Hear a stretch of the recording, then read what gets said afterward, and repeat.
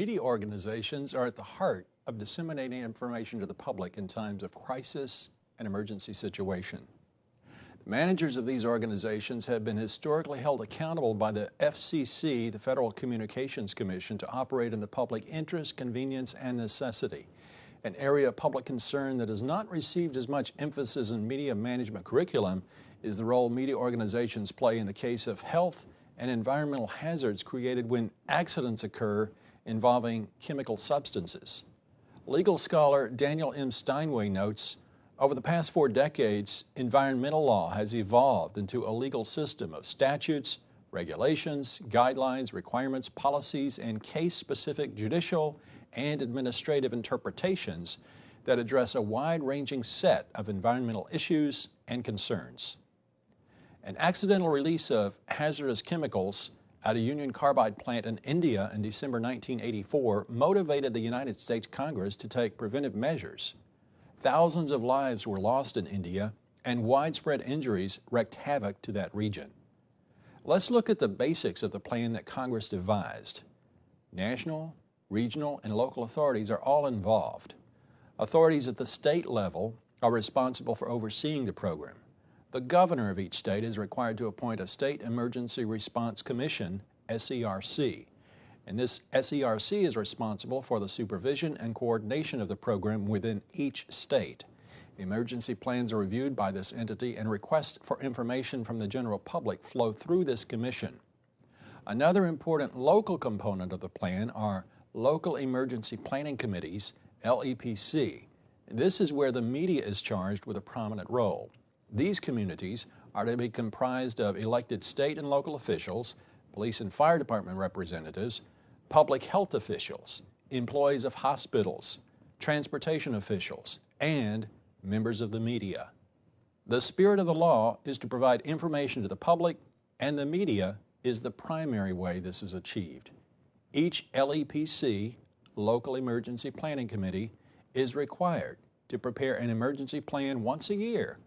Among the items to be included in this plan are identification of facilities, emergency procedures, designation of a community coordinator, notification procedures, identification of potential population areas affected by a leak or spillage, inventory of emergency equipment, evacuation plans, training programs for personnel, and methods and scheduling of exercises for emergency medical personnel.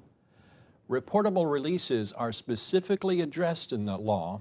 A release is defined as any spilling, leaking, pumping, pouring, emitting, emptying, discharging, injecting, escaping, leaching, dumping, or disposing of something to the environment. The law uses the acronym EHS to place certain materials in the category of extremely hazardous substances. These substances require greater oversight than what the law specifies as a hazardous substance. A question arises about the release of these substances in the air. Environmental attorney Rolf R. von Oppenfeld answers that question. He writes, whether a particular air release of a hazardous substance, or EHS, is exempt from the reporting requirements requires a case-by-case determination based on the specific permit language or applicable control requirement. When a release occurs, notification requirements must take place immediately. The owner-operator is required by law to notify the Community Emergency Coordinator of the LEPC and the SERC as soon as the release is known to have taken place. Penalties are in place for owner-operators who neglect to issue such notifications. Criminal penalties can be the result of knowing and willful failure to provide emergency notice of a release. Now let's look at the classifications of hazardous releases. Regulatory authorities have different ways of categorizing hazardous releases that take into account the potential danger to the public and the timeliness in which the release was reported. Legally, the nature of the violation in the case of an improperly managed release refers to whether the violation is regulated under one of 2 reporting requirements: EPCRA, Emergency Planning and Community Right to Know Act, or CERCLA, Comprehensive Environmental Response Compensation and Liability Act. And by the way, CERCLA is also known as Superfund, and it involves the creation and maintenance of a trust fund for cleanup of hazardous waste releases.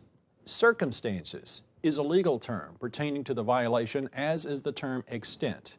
Legally speaking, circumstances refers to the actual or potential harm to human health and the environment as a result of the failure to notify authorities. Extent of the violation refers to the timeliness of the notification. CERCLA, the Comprehensive Environmental Response, Compensation, and Liability Act, specifies 3 levels of extent. Level 1 is a violation where the notice was not made within 2 hours of acquiring knowledge of the release.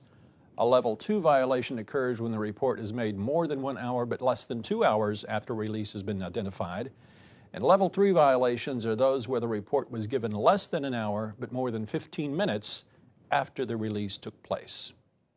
Under CERCLA, the second legal term that is applied, which has varying levels of responsibility, is gravity. This term is used to refer to the amount of substance released relative to the reportable quantity for that substance. 3 levels are identified in this category. In this case, letters of the alphabet rather than numbers are used. Level A consists of releases that are greater than 10 times the reportable quantity. Level B is the designation for releases that are greater than 5 times but less than 10 times the reportable quantity. And Level C is the classification for releases greater than the reportable quantity but less than or equal to 5 times the reportable quantity. The way enforcement works is the EPA combines these 2 scores, using the extent score consisting of a number between 1 and 3 with a gravity score consisting of a letter of the alphabet between 1 and C to determine the severity of the release and the timeliness in which it was reported. To summarize, Congress passed laws to protect the public in situations involving the accidental release of hazardous substances. Decision makers in media organizations are a necessary part of the system if it works properly. Media outlets are the link between industry, governmental agencies, and the public. For the system to function effectively, the managers of these outlets have to be knowledgeable about the law, the agencies involved, the process of disseminating information to the public during times of threat to public safety.